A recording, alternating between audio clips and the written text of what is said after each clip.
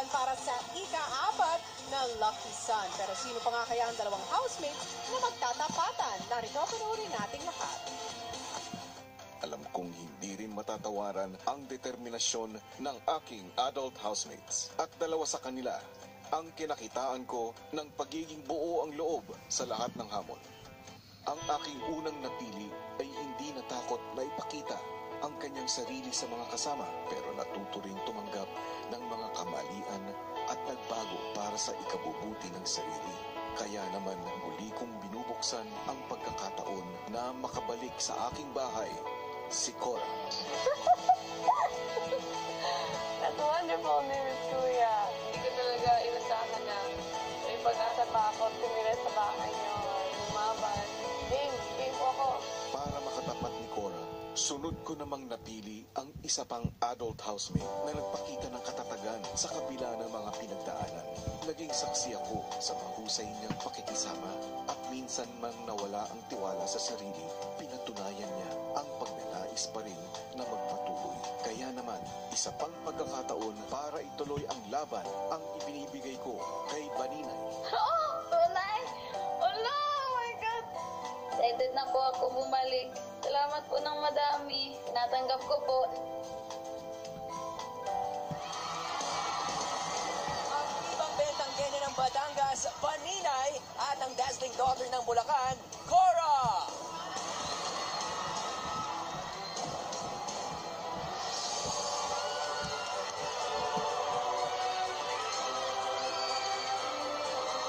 Good evening, ladies. Baninay, Cora. Para ngayon lang sila nakita sa labas ng bahay ni Kuya. Siyempre, ngayon eh wala na kayo sa wide room, ladies. Let me assist you, Baninay. Kamusta pakiramdam? Good. Pakiramdam ko, ako ang big winner. Dito sa...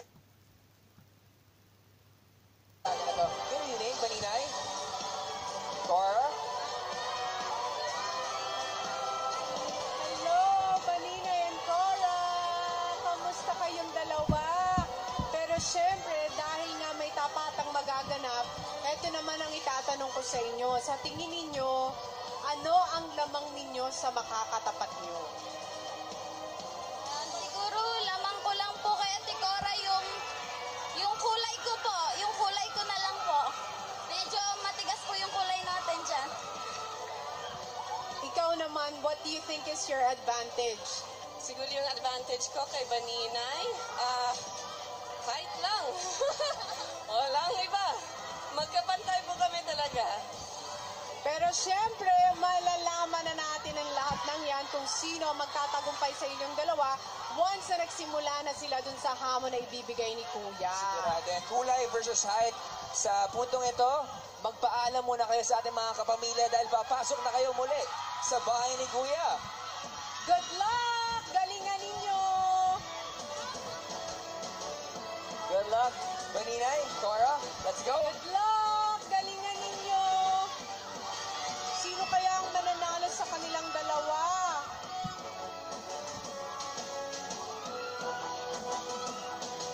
Apat na kandidato na nga ang nakilala natin. Dalawang celebrities na lang ang ating hinihintay. At kung sino-sino sila, narito, panoorin natin lahat. Tunay na pinagnining ng celebrity housemates ang aking bahay at dalawa sa kanila ang muli kong bibigyan ng pagkakataon na ipaglaban pa ang makabalik dito bilang isang miyembro ng Dream Team.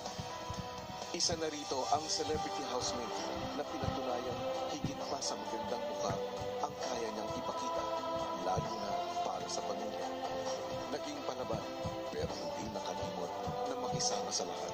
Kaya naman, isa pang tsansa para muling patunayan ang sarili ang ibinibigay ko para kay Yasi. Wow! Hey! Thank you!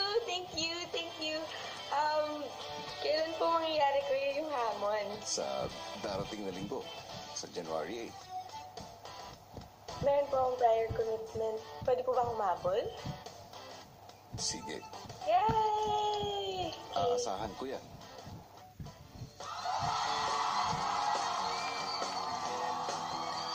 Siyempre, hindi man po natin makakasama makasama si Yasi ngayong gabi pero handang-handa na ang kanyang makakatapat. At kung sino siya, narito tunurin nating lahat. Isa pang celebrity housemate na nagpakita rin ng pagpapakatotoo at hindi nagdalawang isip na buksan ang kanyang sarili sa mga pagbabago ang aking pinipili. Nakita ko kung paano niya niyakap ang mga dumarating na hamon sa kanyang buhay at nagpatuloy sa kabila ng mga pagsubok. Kaya naman, magpapatuloy pa rin ang laban para kay Elise. Tinatanggap mo ba ang hamon kong ito? Opo, kuya. Tinatanggap ko po. Hala ko. Kuya, masaya po kasi syempre magkakaroon po ako ng isa pang pagkakataon po. Eto na siya, ang hugot babe ng Bataan, Elise!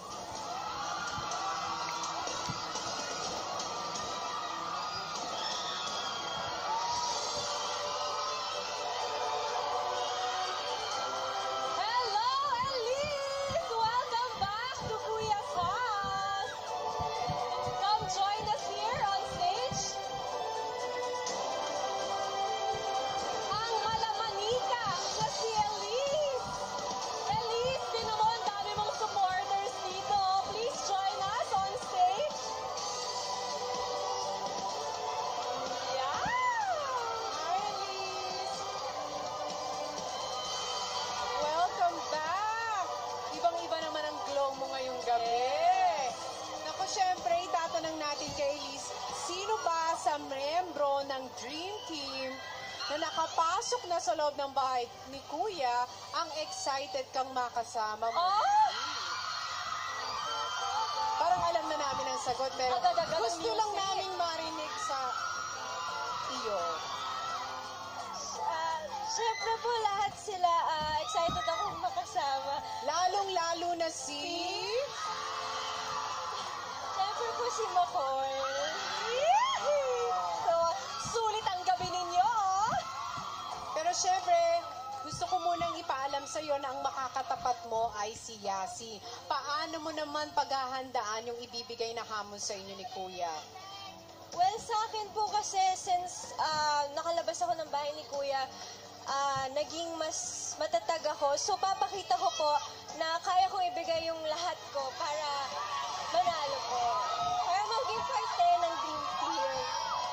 That friendly competition sa inyo ni Yasi, di ba? Well, Yes. Elise, it is time, oras na para pumasok ka muli ng bahay. Isang final goodbye na sa outside world, Elise.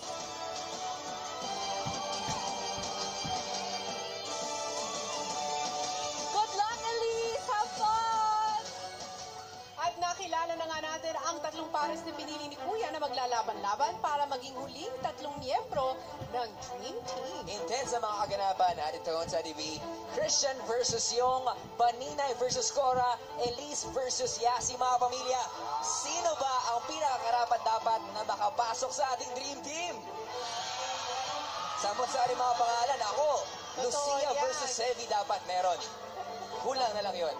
Talaga ha? Well, iba't iba nga ang opinyon ng ating mga kapamilya, pero ang desisyon kung sino ang muling papasok ay nasa sa kakayanan ng ating mga housemates. Sino nga kaya ang mga mananalo sa mga hamon ni Kuya at paano sila tutulungan ng mga naunang siyam na miyembro ng Dream Team? Mas nagiging kapanapanabig ang mga kaganapan dito pa rin sa nagisang teleserye ng totoong buhay